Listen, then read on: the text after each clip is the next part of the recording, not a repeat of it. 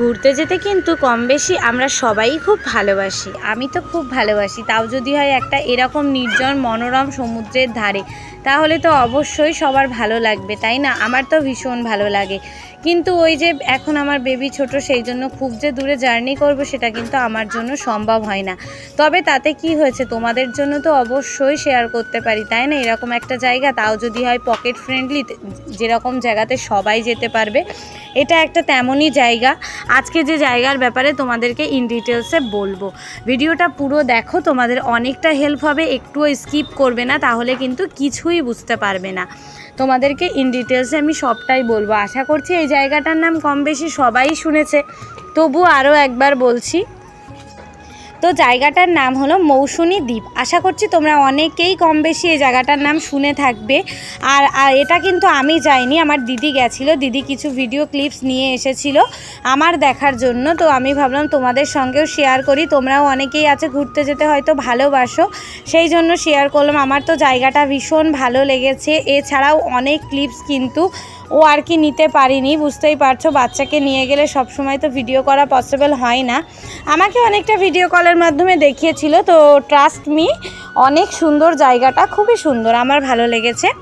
আর খুবই pocket friendly. হ্যাঁ, বারবার বলছি পকেট ফ্রেন্ডলি। তো কত কি এখানে খরচ হয়েছে সেটাও তোমাদের সঙ্গে আমি শেয়ার করি। আমি তো শুনে অবাকই হয়েছি, একটু না অনেকটাই অবাক হয়েছি। তো এখানকারের মানে সমস্ত কিছু অ্যাম্বিয়েন্স খুবই সুন্দর, যেটা দিদি বলল।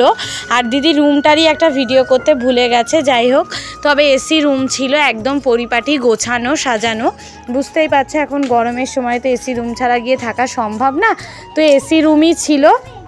AC room with breakfast to dinner পুরোটা পড়েছে 1100 টাকা, মানে এক দিনের চার্জ, মানে এক রাত 2 দিন এরকম চার্জ। তো এরকমই পড়েছে। বলো কতটা অবাক করা না কথাটা। এখনকার দিনে বাইরে গিয়ে মাত্র 1100 টাকা, তো একদিনে কিছুক্ষণের মধ্যে শেষ হয়ে যায়। সেই জায়গাতে যদি এক রাত একটা জায়গাতে থেকে, এরকম এসি রুমের মধ্যে থেকে, আবার এত সুন্দর সমুদ্র নির্জন পরিবেশ উপভোগ করার পরও যদি এরকম একটা পকেট ফ্রেন্ডলি হয়, তাহলে তো সেই জায়গাতে সবারই একবার অন্তত ঘুরে আসা উচিত বলেই আমার মনে হয়।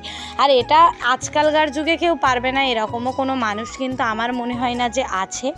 যাই হোক, আমি তো অবশ্যই যাব। তবে হ্যাঁ, এখনই হয়তো যেতে পারবো না, কারণ ওই যে বললাম আমার বেবি এখন ছোট, তো ওকে নিয়ে খুব একটা জার্নি করতে পারবো না। মানে আমি পারলেও আমার বেবি পারবে না, ঠিক আছে? আর আমার বেবি প্রচণ্ড দুরন্ত, সো ওকে নিয়ে এখন কোথাও যাওয়া আমার পক্ষে তো পসিবল না। যাই হোক, পাশে হয়তো ওর ভয়েসও তোমরা পেয়ে থাকবে, কারণ ও এখানেই আছে আমি যখন ভয়েস ওভার দিচ্ছিলাম।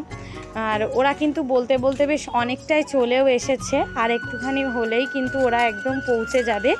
তারপরে তোমাদেরকে আরও ভিতরের অ্যাম্বিয়েন্স যেগুলো ভিডিও করেছে সেগুলো তো অবশ্যই শেয়ার করব। চলো দেখতে থাকো।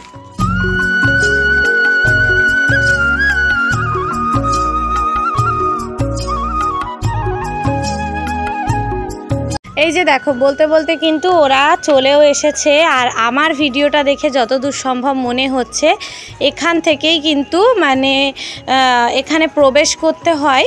তো যাই হোক, সেরকমই তো লাগছে। চলো ভিতরে যাওয়া যাক। ভিতরে যাওয়ার পরে সবটা আবার তোমাদেরকে শেয়ার করব। এই যে দেখো, ভিতরে আমি যতদূর দেখেছি অন্য ভিডিওতে বা ফটো, এখানে কিন্তু টেন্ট সিস্টেম আছে, ঠিক আছে? মানে ওগুলোতেও থাকার ব্যবস্থা আছে। এই যে দেখো, এর ভিতরে কিন্তু প্রচুর এরকম গাছ আছে, পুরো জায়গাটাতেই এরকম গাছ আছে আমি যতদূর দেখলাম। আর এই গাছগুলোতে অনেক দোলনা কিন্তু বাঁধা আছে, এগুলোতে চাইলে সবাই চড়তে পারবে আর কি, সেই জন্য। আর দিদিরা এখানে এসে এখন কোন ঘরটা নেবে সেটাই দেখছিল, তাই জন্য ওরা রুমটা চুজ করছিল। আর এখানে ছোট ছোট দেখো ফুলের কি সুন্দর করে বাগান করা আছে, ফোনেই কত ভালো লাগছে দেখতে, তাহলে সামনে থেকে তো আরও ভালো লাগবে, তাই না? তারপর এই যে লাঞ্চটা মানে কি ছিল লাঞ্চে সেটাই আর কি শেয়ার করলো তোমাদের সঙ্গে সঙ্গে, আমিও দেখে নিলাম। আর দুপুরে কিন্তু অনেকটাই মাছের আইটেম থাকে, এছাড়াও অন্যান্য টাইমের খাবারগুলো ওরা ভিডিও শ্যুট করতে না ভুলে গেছিলো। যাওয়ার সঙ্গে সঙ্গে ওয়েলকাম ড্রিঙ্কস হিসাবে কিন্তু একটা করে ডাব খেতে দেয়। আর দুপুরে যত সম্ভব সব মাছের আইটেম থাকে। আর ব্রেকফাস্টে তোমার লুচি, আলুর দম, এরম টাইপের ডিম সিদ্ধ এরমই কিছু থাকে যতদূর শুনেছি দিদির কাছে। এছাড়াও কিন্তু বিকালের স্ন্যাক্সে থাকে পেঁয়াজি, চা, মুড়ি, এরম টাইপেরও কিছু থাকে, হয়তো কফিও থাকে, জানি না। আর রাতের ডিনারে কিন্তু চিকেন আলু থাকে, চিকেন আলু কষা বা কিছু, তার সঙ্গে যে রুটি খেতে চাইবে রুটি, যে ভাত খেতে চাইবে ভাত, আর থাকে মিষ্টি।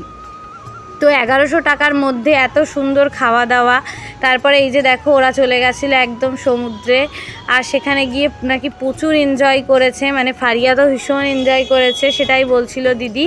আর খুব সুন্দর নাকি ওরা এনজয় করতে পেরেছে। তো ওয়াজিয়া বড় হলে আমি তো অবশ্যই যাব, আর তোমাদের সঙ্গে খুব একটা ভালো করে শেয়ার করতে পারলাম না, তবুও ভিডিওটা কেমন লাগলো জানিও।